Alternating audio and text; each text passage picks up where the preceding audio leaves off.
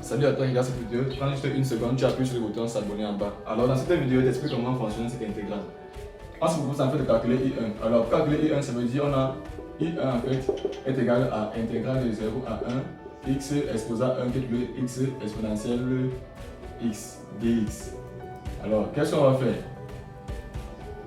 Posons U de x égale à x et U' de x égale à 1. Donc on va faire l'intégration par partie.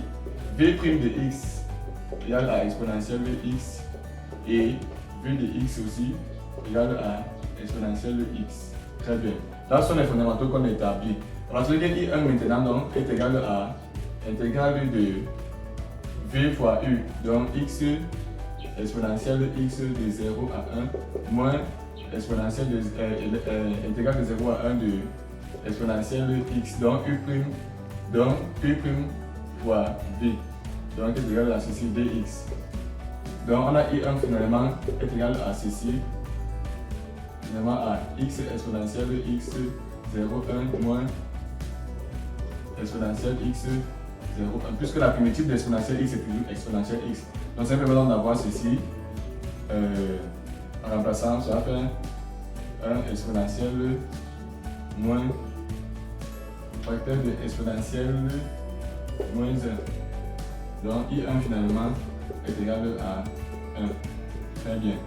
Maintenant, en 2, on se propose de déterminer maintenant. En 2, on se propose de montrer que, montrons que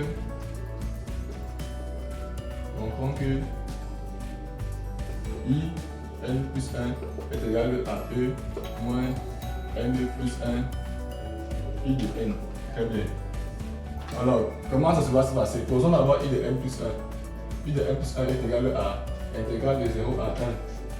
Intégrale de 0 à 1, x exposant N plus 1 exponentielle x dx. Donc partout il y a un remplacement par N plus 1 et c'est tout.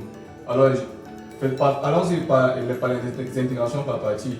On a U de x égale à x exposant N plus 1. Donc, et U' de x est égal à N plus 1 x exposant N. Donc, posons également donc V' de x égale à exponentielle x. Et maintenant, V de x, la primitive de exponentielle x est égale à exponentielle x. Donc, ça nous permet d'avoir maintenant ce résultat. I de n plus 1 est égal à ceci. Donc, U fois V est égal à x exposant n plus 1 exponentielle x de 0 à 1 moins 0 à 1 de ceci de n plus 1 x exposant n exponentielle x dx. Voilà, on a donc ceci qui est encore égal à quoi? À ceci, x exposant n plus 1 exponentielle x 0 à 1 moins n plus 1 intégrale de 0 à 1 de x exposant n exponentielle x dx. Or, ceci est égal à I de n et ceci est égal à E. Alors, ça nous permet d'avoir ceci. I de n plus 1 est égal à E moins n plus 1 I de n. D'où la démonstration. Alors maintenant, on se propose de calculer I2 et I croix. Alors, on a déjà cette expression, c'est I de n plus 1 égale à ceci. Alors, reprenons cette expression. On a I de n plus 1 égale à E moins n plus 1 I de n. Voilà. Donc on met I de 2. Comme on a n ici, là, pour avoir 2, on va remplacer n par 1. Alors, on a maintenant ceci est égal à exponentielle moins 1 plus 1 I de 1. Voilà.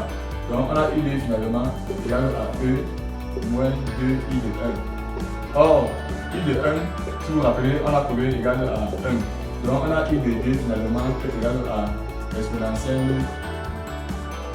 de 1 moins 2. Là c'est I de 2. Maintenant I de quoi? I de quoi égale à E moins 2 plus I de 2. Parce que pour avoir 3 ici en bas, je dois remplacer n par 2. Donc ça me permet d'en avoir ceci. Donc j'ai finalement I de quoi égale à exponentielle moins 3 I de 2. Or, I de 2 est égal à ceci, est égal à E moins 2. Donc finalement, I de croix est égal à E moins croix facteur de E moins 2. Donc trouver I de croix donc est égal à 6 moins 2E. Voilà I de croix. Très bien. Donc maintenant, un petit cas qu'on demande à déduire maintenant, c'est l'intégration. Alors ça nous permet d'avoir ceci. Donc intégrale de 0 à 1 de x exposant 3 plus 2x carré moins 2x exponentielle de x dx est égal à quoi? Je peux développer une seule fois.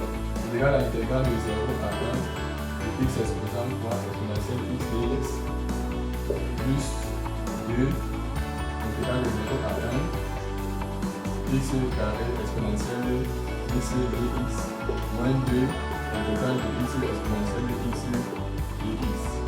Donc de 0 à 1. Alors ici, qu'est-ce qu'on a? On a I de 3. Ici, on a I de 2. Et ici, on a I de 1. Pour ceux qui remarquent. On nous permet d'avoir ceci. Donc c'est encore égal à quoi? Donc maintenant, I de 3, donc I de 3 égale à ceci. 6 moins 2 moins 2e, oui. I de 2, on a trouvé ceci, de plus 2 facteur de E moins 2, et I de 1 moins 2 fois 1 qui est toujours, puisque I de 1 égale à 1, on a trouvé donc 2 fois 1 qui donne toujours 2.